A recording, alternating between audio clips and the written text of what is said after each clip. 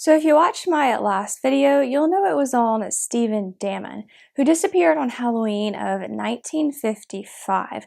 I didn't plan on doing another Halloween-related crime video so soon, but I found this case and wanted to talk about it.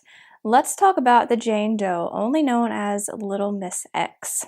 But before we get into this case, just so you know, there is another Jane Doe nicknamed Miss X who was found a few years after this one. They are pretty easy to get mixed up because they have similar nicknames, but they are two different people. On October 31st, 1958, the body of a young girl was found on a small hill just off a dirt road. The hill was about 10 miles southeast of the Grand Canyon near Williams, Arizona. The body was completely skeletonized and lying face down. It belonged to a girl whose age has been estimated to be as high as 17 or as low as 11, but as we'll see in a minute, it could be even lower or higher than that. She was thought to have died 9 to 18 months before her body was found. No cause of death could be determined, but her case has always been investigated as a homicide. There were no clothes found on her body, but a few clothing items were found nearby.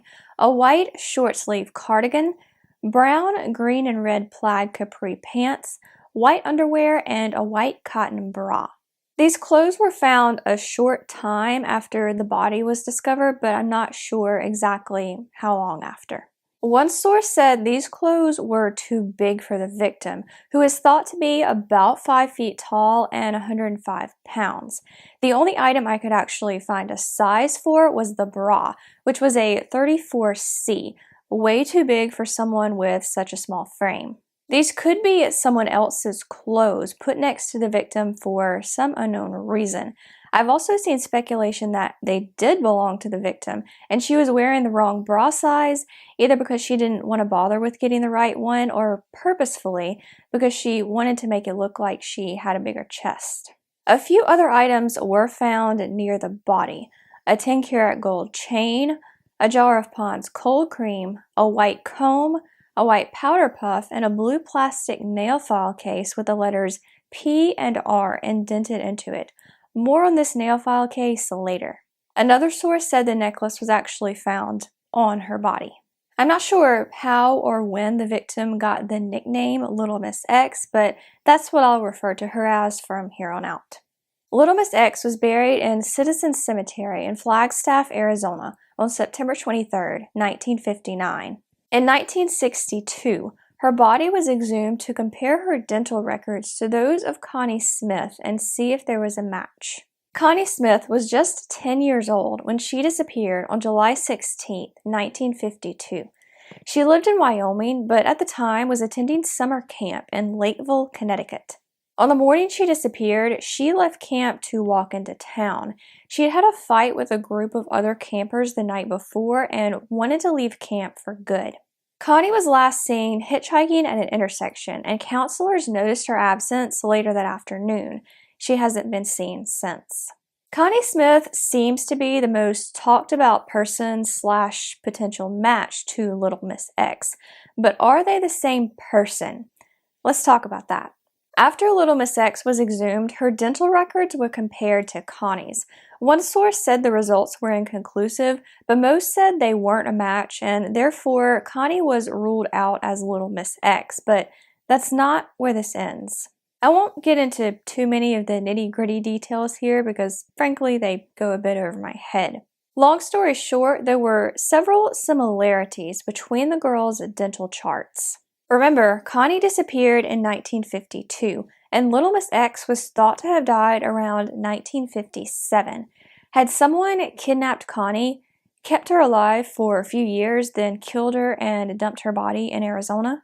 Connie's brother, Nell Smith, noticed several fillings on Little Miss X's dental chart he thinks could have been done after Connie disappeared, if Connie actually was Little Miss X. This would explain why their charts were similar but not an exact match. The Smiths family dentist said 3 of the 4 fillings Little Miss X had looked like his work, or at least similar. There was also an indentation on Little Miss X's palate that would have been similar to one Connie would have had after getting a tooth removed. but it couldn't be determined if the indentation on Little Miss X's skull was a result of surgery or something else. Several other names have been put forward as potential matches to Little Miss X, but there are two I want to talk about. The first is Mary Begay, who disappeared from the Grand Canyon on August 1st, 1957, at the age of 20. Mary worked at the Bright Angel Lodge and had gone out that night after work to have drinks with some of her friends. She was last seen getting into a car with two unidentified men. Mary, who is Native American, was reported missing to Navajo authorities by her family, but the sheriff didn't know about her disappearance until the following year when Little Miss X's body was found and speculation began that this might be Mary. Mary's sister later provided a DNA sample, and investigators wanted to get DNA from Little Miss X's hair to compare them, but they weren't able to get a DNA profile from her hair follicles. Mary Begay was 20 when she disappeared, so a little older than Little Miss X is thought to have been. She was eventually ruled out, but I'm not sure how or when. So let's talk about the nail file case found near Little Miss X's body. It's been speculated that the initials P and R are indicative that it belongs to Donis Redmond, who went by the nickname Pinky. Donis Redmond was 14 when she was last seen in Las Vegas on March 1st, 1958.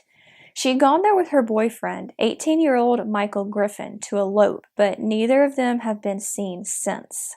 A few days later, Michael's car was found in Williams, Arizona, the town Little Miss X was found close to. Donis Redmond was later excluded as Little Miss X. I have seen people say that Little Miss X and Donis may have crossed paths at some point. That could explain why a nail file case with Donis's initials was found close to Little Miss X's body. I've seen people say their cases may be connected, or even that Donis and Michael may have killed Little Miss X and later abandoned their car to get rid of potential evidence. I obviously have no idea if this is true. Before we move on, just one other piece of speculation that I couldn't fit anywhere else. Little Miss X had wavy brown or reddish brown hair that had been dyed lighter. I did see one person say that her hairstyle wasn't popular at the time, so this might have been done purposefully, either by her or her killer, in an attempt to hide her identity. After Connie Smith was ruled out, Little Miss X was reburied. Probably in Citizen Cemetery, but we're not sure exactly where. In 2004, efforts in her case were renewed when Connie Smith's family provided DNA. Law enforcement hoped to see once and for all if Connie Smith really was Little Miss X, but they had to find her body first. There was an excavation in 2018, but the body they found turned out to not be that of Little Miss X.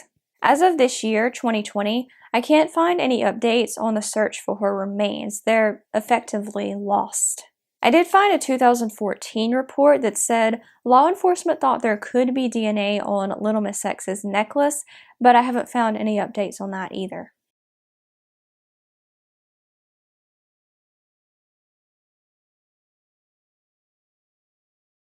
According to Joe Sumner, who's a volunteer investigator for the Coconino County Sheriff's Office's Cold Case Unit, Little Miss X's case is their oldest unsolved homicide. Sumner also said she was well cared for and that somebody was missing her at the time. The Jane Doe known as Little Miss X was found on October 31st, 1958, just outside Williams, Arizona. She is thought to be white, Hispanic, or possibly Native American, between 11 and 17 years old, about 5 feet tall, and 105 pounds. She had wavy brown or reddish-brown hair that had been dyed lighter. At the time of her discovery, she was thought to have been dead between 9 and 18 months. Little Miss X was found nude, but the following clothing items were found near her body: a white short-sleeved cardigan, brown, green, and red plaid capri pants, white underwear, and a white cotton bra. Also found near her body were a 10-karat gold chain, a jar of Pond's cold cream, a white comb, a white powder puff, and a blue plastic nail file case with the letters P and R indented into it. If you have any information about the identity of Little Miss X, contact information will be in the description below. I'll also include more information on the cases of Connie Smith, Donis Redmond, and Mary Begay. So that's all I have for you today on Little Miss X.